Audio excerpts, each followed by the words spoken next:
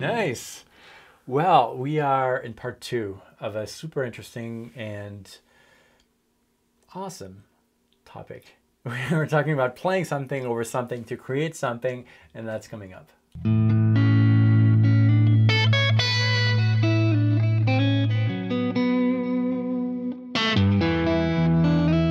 All right, Chris, this is part 2. In part 1, we talked about adding triads over a triad to create a chord that is a 4-note chord, 5-note chord. And if you guys have not seen that video, I recommend that you watch it first and then come back to this one. Today, we're going to approach this with an improvisation type of scenario. Right. Where one of us is going to improvise over a chord, but not thinking about the chord itself, but thinking about the harmony of that chord. Right. Typically what a guitar player would do is take the chord that he has to improvise over. In this case, we'll do an A major. Typically someone would play either an A major triad, maybe embellish with A major pentatonic, which sounds fine, but here we're not going to consider the A major, but we're going to take it, in my case, I'll take it a third up. So in the context of the key that we're playing over, which is knee major key, that A is the 4th degree. So if I take it, if I harmonize that a third up, I'll have A, B, C sharp minor. So I could, this time, as you're playing that A major, I'm going to think C sharp minor triad, C sharp minor pentatonic. So let's give that a try. Yeah.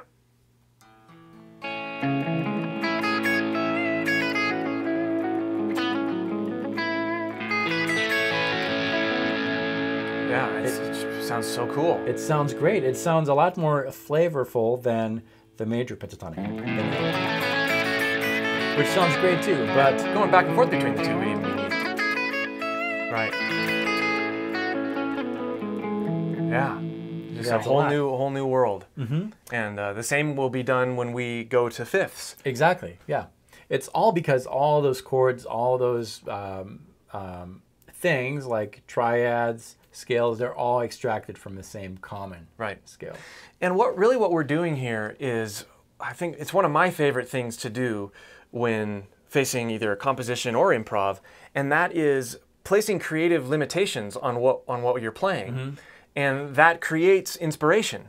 So we're saying that we're going to, rather than think about each scale or the parent key or playing modally or anything like that, we're going to think about this idea of stacking triads. Yeah. And then using the corresponding pentatonic scale to give us some things to move to. Yeah. But we're really going to be focusing on what we did in the last video, only now playing with it in terms of an improvisational slant. Yeah. So just to make sure that it's clear for everyone, major triad, we can associate with that a major pentatonic scale. For rules that we're not going to get into here, I've covered that on this channel quite a bit, but basically major triad, major pentatonic, minor triad, minor pentatonic. But there is an exception, the diminished chord, right? And we can use the chord and the chord tones like we are stacking triads everywhere else. Yeah. But when we play the pentatonic scale, we don't want to just simply play a minor we don't want to do that. We want to think consciously about where the fifths are. Yep. So rather than this, we have, which is really neat. Yeah, so we're basically altering that pentatonic scale so that it fits the chord. Right. Because the pentatonic scale has a perfect fifth, the diminished triad has a diminished fifth. Therefore, we're altering that fifth. It's no longer perfect. It's diminished. Just one note changes. So that's the exception here. Yeah. And this can be tricky because we get in our minds these pentatonic scale patterns that we blow through them all the time. And so it probably is a good idea to sit down and go, okay, well, where are the fifths in the pentatonic pattern? You know, we already covered one. And here's another one. Yep. You know, so just being conscious about that, how it fits into the pattern, is going to help you with your improv. It's something that you don't think about sometimes until you get into the improv and you go, oh wait, I have to think intervals. You know, so because if I play that diminished triad here, and you play a standard pentatonic scale, there's one note in there that sounds a little off. Especially if I'm playing the regular, you know, yeah. Now if you alter it, there you go. That's fine. Yeah. So let's take that and we'll start with a third. So we're going to harmonize those chords in thirds. And the chord progression is? 4 chords. We have an A major, followed by a G sharp minor. After that we have a B major. And on an E major. All that is in the key of E major, so really the first chord is starting on the 4 of the scale, right? So over that A major chord, I'm going to think C sharp minor triad, C sharp minor pentatonic.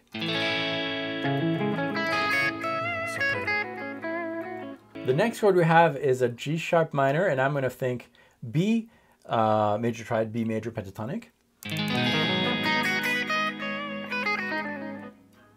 With a little blues in there. Yeah. That was good. Then you're going to play the third chord, which is a B major, and I'm going to play that D sharp diminished, so you got to alter the pentatonic a little bit. And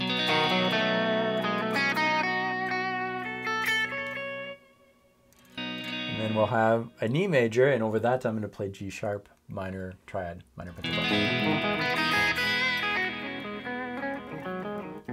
Yeah. It's great. Really, really flavorful. Mm-hmm. Cool. Try that over the backing track? Let's try that with the backing track. How are these chairs holding up for you, comfort level wise? It's okay. Yeah. It's better than the previous ones that I had in my office. I think they'll be fine though. I think so. Yeah. My butt's hurting just a tiny bit. A little bit. Yeah.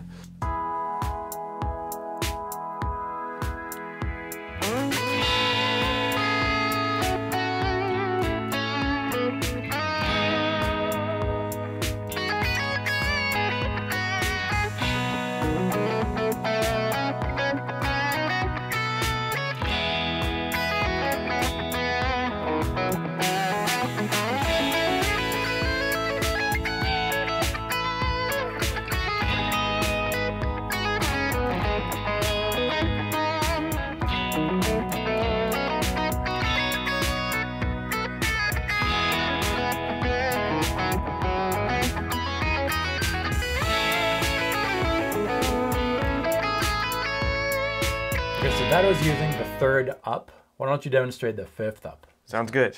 Okay, so we've got our A chord, which is the first one. Yep. And I'm going to play, since that's a fifth above, I'm going to play an E. There's the triad. It really opens up. I like that. Yeah. Really pretty. Yeah, very good. Then we've got the diminished chord next, the D sharp diminished. Yep, for you. Right. Because I'm playing a G sharp minor, and the fifth up is that diminished. Yeah. Right. And here's what's cool about this. Our good old faithful pentatonic pattern, right? If we just take the fifths,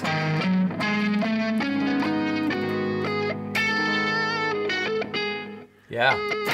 it's a really, really pretty sound. Sounds great, yeah. Then next, for Then your I've chord. got B major chord. So I would be F sharp minor. So here's the triad. Minor pentatonic. Yep. And then I'm playing an E major. Which would be a B for me.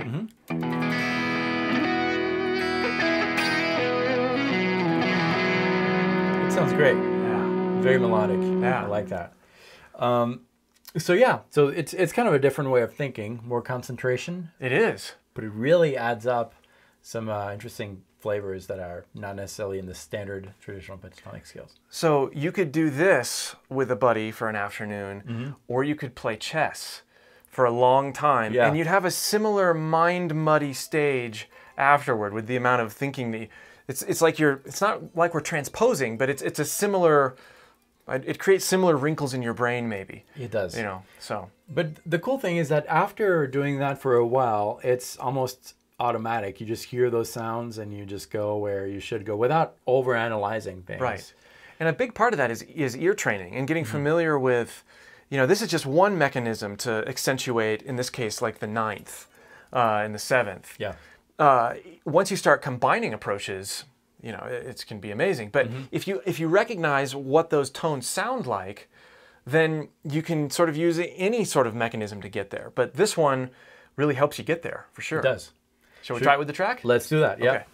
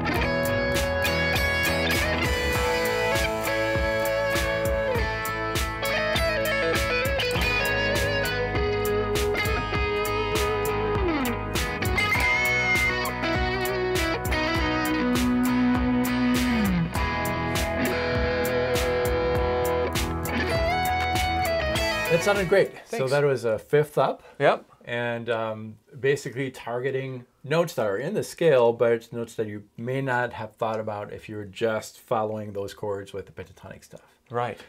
And that's the whole point. And you know what I notice when thinking this way? yeah. My playing begins to be a lot less linear. Yeah. I tend to rely much less on the scale form or one-string scales, and the chord forms, the chord shapes jump out. And it's like this opportunity. You know, even if you do latch onto a scale position, scale pattern, pentatonic scale pattern in this case, then those triads, they kind of jump out at you and go, oh, use me, use me. You know, that it's really a cool feeling, you know? It kind of brings you out of the always playing the same thing. It's like a new discovery, yet it still feels comfortable because you've got those shapes, and that's the beauty of this. And the Santana approach, I think, too, is really applicable here. Santana, in my mind, is one of those guys who can take a single note or a single couple notes and take a chord progression, and by moving very little and by choosing his chord tones wisely, he just creates such wonderful melodies. And I think, just as advice, it's hard to play simply and really think chord tones. It's hard to do that and resist the urge of blowing through an entire pattern, for example. So be encouraged there. It's hard for us. You know, it's hard for anybody. And yeah, it's whenever you take a new door, it's always a little strange first, but then you get comfortable, and then after that you explore a new door. Yeah. So why don't you talk a little bit about how they can practice this later? So you can get this backing track for free and a PDF with some scale suggestions and basically a kind of a lesson guide to go along this video. It's all free. All you need to do is visit the link below, enter a valid email address, and we'll be sending you that right away for you to practice. And if you haven't already, you should watch the first video, which is basically this concept about chords. These two videos go hand in hand. Right. Rewatch them and use the material in your own playing and see where it brings you. And if this was your first visit, you should subscribe, because every week 3 videos like this one come out helping guitar players like you find your voice on the guitar, develop it to tell your own personal musical story. Thanks so much, Chris. Yeah, thank you. Thanks for watching. See you next time.